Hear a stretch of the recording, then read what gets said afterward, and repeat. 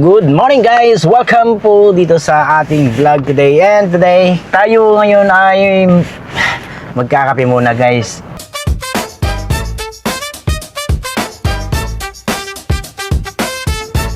Marami tayong pupuntahan ngayong araw na to.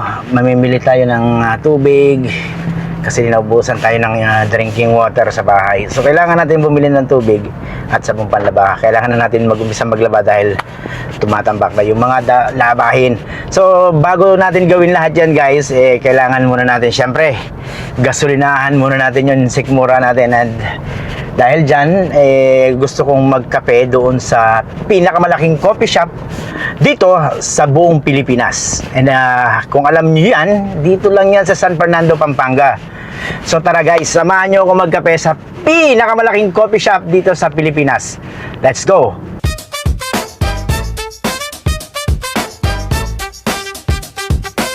At today guys, kukumpare natin si Our Cafe doon sa last time na binidyohan natin, doon sa last time na vlog natin, Lala Garden Cafe. So, di ba, nabanggit ko doon sa video na yon na malapit lang dito sa Lala Garden Cafe. In fact, wala pang 5 minutes yung travel mo from Lala Garden to Our Cafe. At para makarating ka nga pala dito sa Our Cafe, ang babaybayin mo ay ang MacArthur Highway. And ipapakita ko sa inyo kung gaano kalaki talaga ang coffee shop na to at bakit ito nataguriang the biggest cafe in the Philippines. Tara, enjoy natin to guys. Pero kung bago ka pa lang dito sa aking YouTube channel guys, at ikaw ay napadaan at nagugustuhan mo ang mga video na ina-upload ko, pakiusap guys, please subscribe me and hit nyo na rin yung notification bell para lagi kayong updated pag may mga video akong i-upload tulad nito. And please guys, huwag nyong kakalimutan, lagi nyong support and share yung aking mga video. Maraming salamat and let's go. Panoorin natin ang kabuuang video nito dito sa Our Cafe. Ito yung pinakamahabang highway dito sa San Fernando and sa Pampanga I guess. So pagliko natin dito sa malapit na to sa yung mga DSWD, dito yung mga opisina ng DSWD. Hindi lang ako sigurado kung anong lugar talaga to, specifically itong lugar na to. And mamaya alamin natin kung ano itong lugar na to. Kung malapit siya sa may Calcutta Hospital, malapit din, katabi niya yung McDonald's. At pag nakita niyo yung McDonald's na yan, ay eto na yung sign na nandito na kayo sa Our Cafe. Wala siyang sign halos. Guys, nakarating na tayo dito sa Our Cafe, the biggest cafe here in the Philippines. So if you're planning to come down visit Our Cafe, this is actually located in San Fernando City, Pampanga, along MacArthur Highway. So yun yung pangalan niya, Our Cafe, biggest cafe in the Philippines. Tara guys, pasukin natin to. And itutur ko kayo para makita natin kung gaano ba talaga kalaki ang coffee shop na to. Screen pa lang nila guys, napakalawak na. Pagpasok mo pa lang, medyo basa.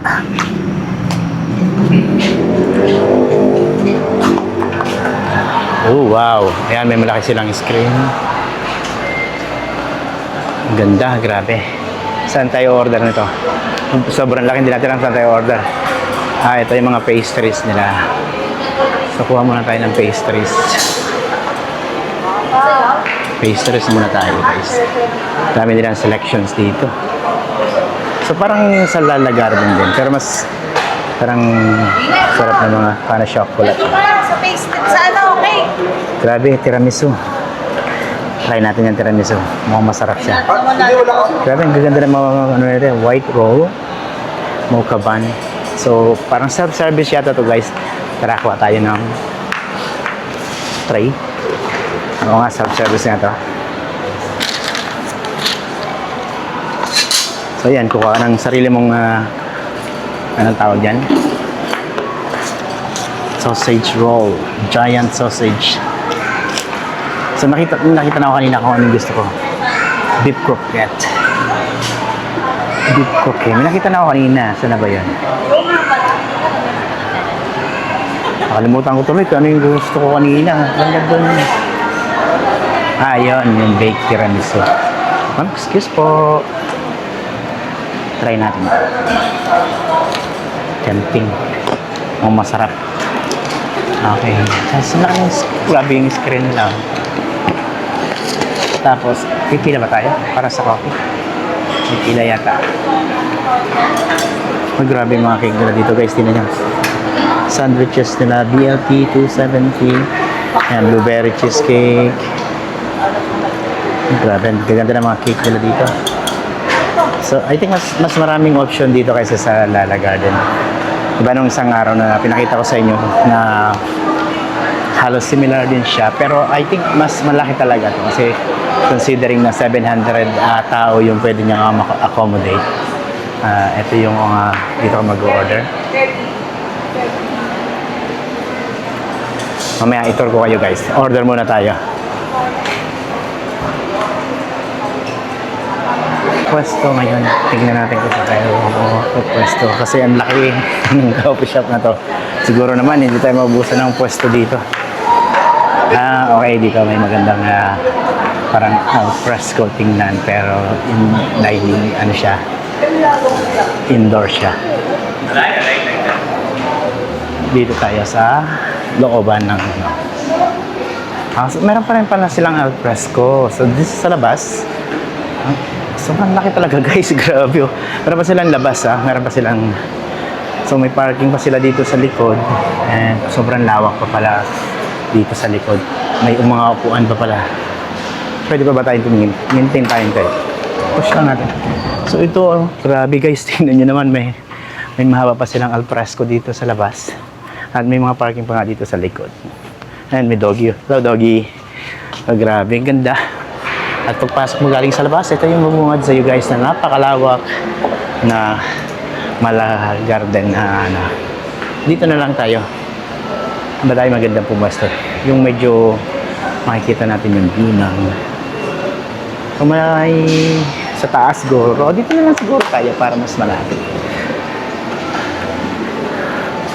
Mamaya itur ko pa kayo dito sa kain muna tayo. So ang in-order natin ngayon guys ay tiramisu at isang grande hot latte. Nagkakalaga siya ng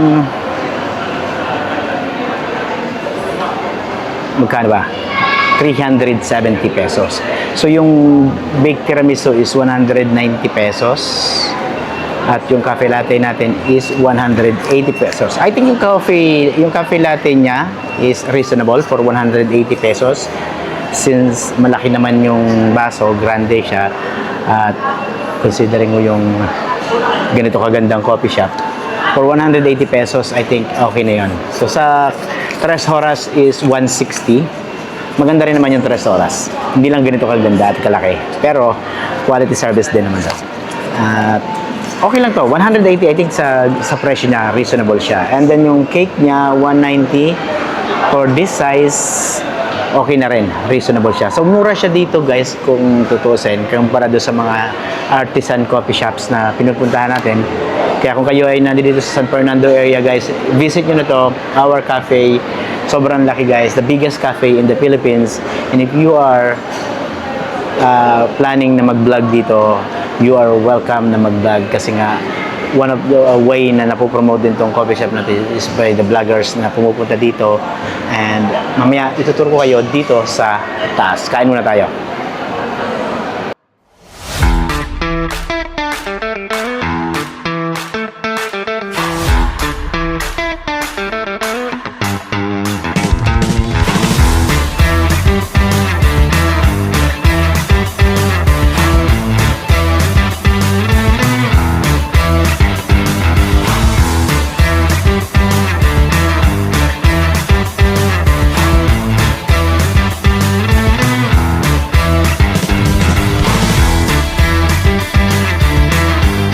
Guys, tinikman natin yung tiramisu na cake, pastries din okay naman siya, although hindi siya lasang tiramisu, more on chocolate siya. Hindi ko nalalasahan yung kape doon sa tiramisu, pero more on chocolate siya.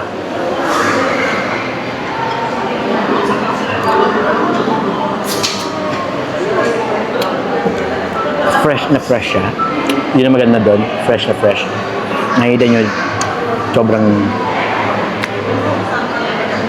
sobrang gooey nung ano niya, yung moist, sobrang moist yung pastry. Hindi ako mapagsalta kasi yung chocolate sa ibabaw dumidikit sa lalamunan ko.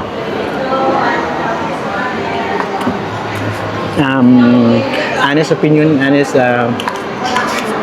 comment or honest sa kanilang kape.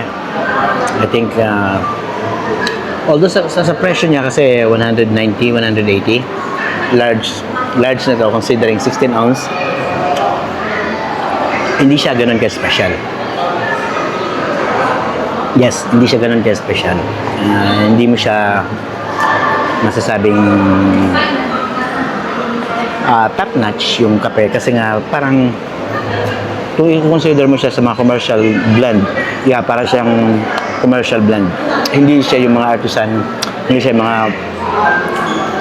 mga drinks, coffee drinks na talagang pinag-aralan mabuti yung quality at yung standard ay mataas. Ito parang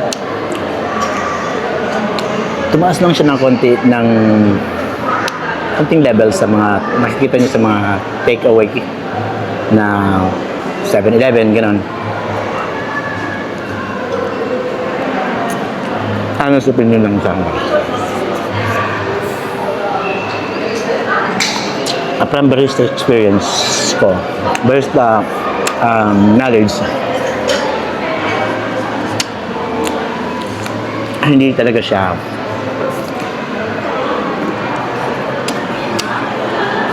may kukumpara doon sa mga artisan drinks na nakukuha natin sa mga coffee shop na talagang magaganda yung quality ng mga beans na ginagamit.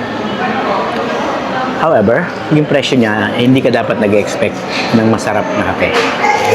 I think one of the attraction na ginagawa lang nila dito is yung ganda ng coffee shop is talagang yun na yung naghihila ng customer. Other than that, yung coffee is normal. Yung coffee nila is hindi talaga siya yung sasabihin mong babalik-balikan mo na kape. Pastries is okay. Hindi mo siya pwedeng sabihin hindi masarap. Hindi mo rin siya pwedeng masabing sobrang sarap. Pero okay siya. Exceptional yung mga pastries na. Hindi tayo nag-order ng pagkain kasi nga hindi pa ako yung gutom. Gusto ko lang muna magkape tsaka parang konting quick bites. Yun. Mamaya, pag ikot natin, makikita natin kung gaano kalawak tong coffee shop na to at kung gaano kaganda yung mga facades nila at saka yung furnitures nila, mga fittings nila. I-showcase ko sa inyo mamaya. But now, tapusin ko muna yung kape ko. Okay. Try natin umakit sa taas. Ano ba umakit sa taas? Dito sa hagdanan na to. Kaso sarado. Sarado pa yung taas. Hindi pa talaga, nililinis pa yung sa taas. Hindi pa tayo pwede umakit. Pero ito siya guys.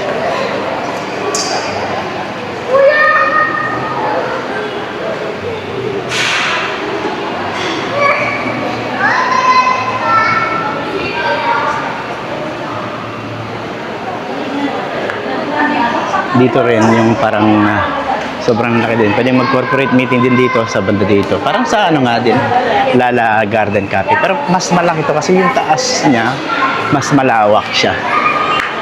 So yun guys, thank you sa pagsama sa aking vlog today. And so far, okay naman. Malaki talaga siya. So, totoong makakapag-accommodate siya ng 700 na tao. So, thank you so much and huwag niyo nakalimutan mag-subscribe sa ating YouTube channel. And then, this is our vlog for today. Maraming salamat. See you again sa next video.